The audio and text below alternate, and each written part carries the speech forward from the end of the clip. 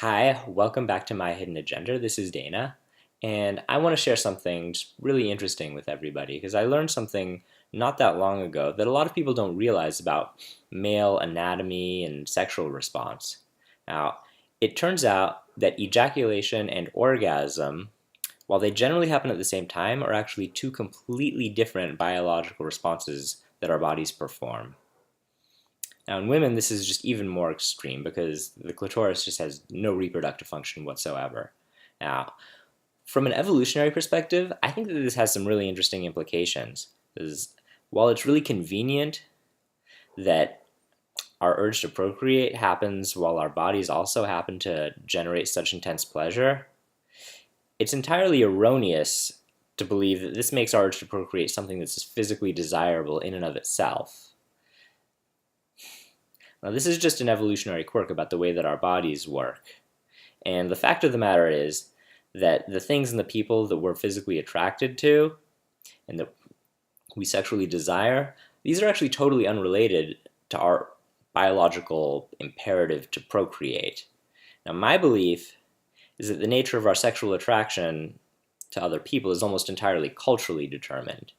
Because there are just so many super strong social forces at work help us generate the beliefs about the type of person we should and shouldn't be attracted to. And a lot of us just carry this around very subconsciously, and we just draw these really restrictive boundaries around who we let ourselves be sexually attracted to and who we let our bodies just respond to that way.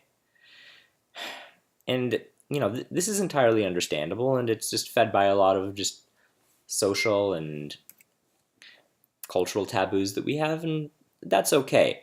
But at the end of the day, everyone that you know is entirely gay, and anybody that tries to tell you differently is frankly suffering from a real lack of imagination.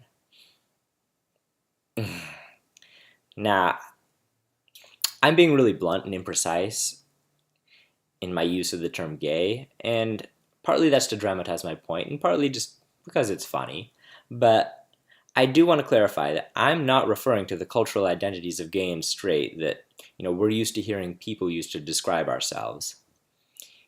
Those categories of people can be useful shorthand for everyday social interactions, but beyond that, they're pretty meaningless. And they just don't tell us very much about a person.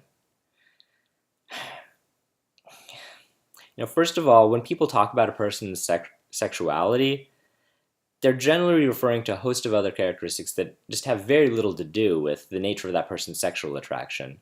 They're talking about how a person dresses, how they talk, where they hang out. But even when you do use those terms to talk about a person's actual sexual attraction, the terms gay and straight, they actually tell us very little. And they deceptively hide a lot more of a person's nuances than they actually describe.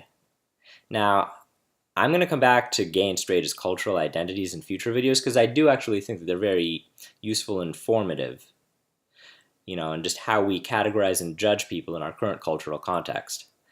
However, it's really easy to assume that what we believe about people's sexualities today is just the way that people actually are. And that's just not true, because when you actually look back through history, you can see lots of situations where societies have just wildly different like norms and values, and where men have sex with other men and women have sex with other women, and it's entirely normal. Now, for people who are interested, ancient Greece and feudal Japan are two really interesting examples of this.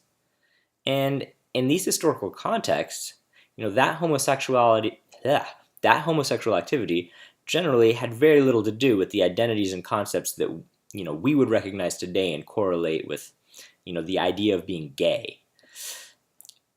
And in those situations, they had all sorts of other rules and regulations about those relationships that were just entirely unique to those specific contexts.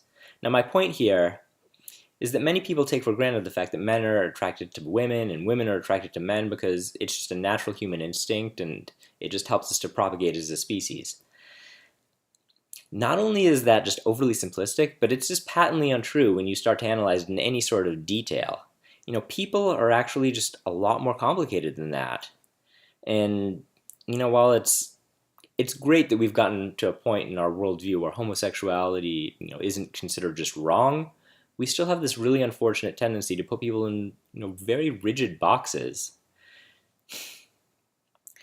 I think that it's important for us to recognize, just how gay everybody actually is or could be. Because when we ultimately come to terms with this reality, we have the ability to know ourselves just so much more deeply and completely. But we also have the ability to form just so much more meaningful relationships, just both sexual and platonic, with everybody around us. Now, thanks a lot for listening to me ramble on about this topic. I'm really interested to hear what everybody else has to say about all of these things. Until next time.